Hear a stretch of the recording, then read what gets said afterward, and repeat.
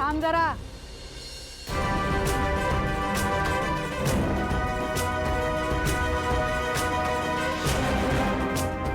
काय ग? सारंगच्या खोलीत का गेली होतीस? अमृता वहिनींनी सूप न्यायला सांगितलं होतं. अच्छा, एवढंच कारण की आणखीन काही? मुद्दाम करतेस ना हे सगळं?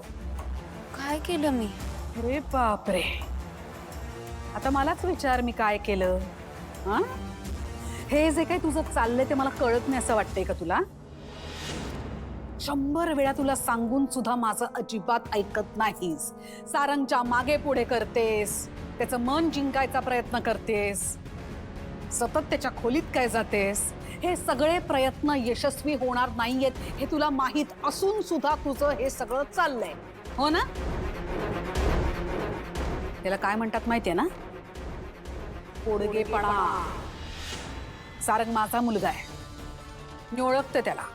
या जन्मात काय, पुढल्या अनेक जन्मात तो तुझ्यावर प्रेम करणार नाही आणि तुला बायकोचा दर्जा तर त्याहूनही देणार नाही.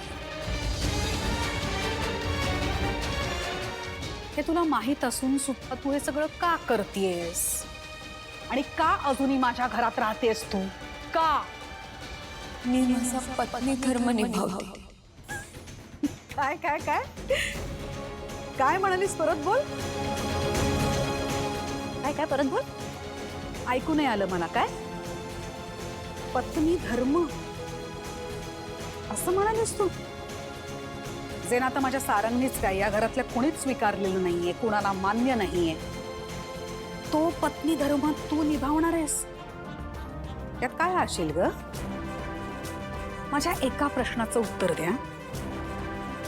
सारंगने तुला कधीतरी असं दर्शवलंय का ग की त्याचं तुझ्यावर प्रेम आहे, त्याला तुझी काळजी वाटते, त्याला तू आवडतेस, किंवा तो कधीतरी बायको म्हणून तुझा स्वीकार करेल असं कधीतरी त्यांनी दर्शवलं तुला? नाही ना?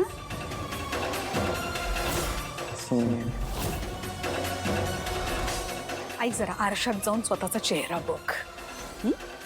स्वतःला बघ आणि आठव, माझा सारंग कसा दिसतो, कसा बोलतो, कसा वागतो, आणि मग तूच विचार कर, तू शोभतेस माझ्या सारंगला?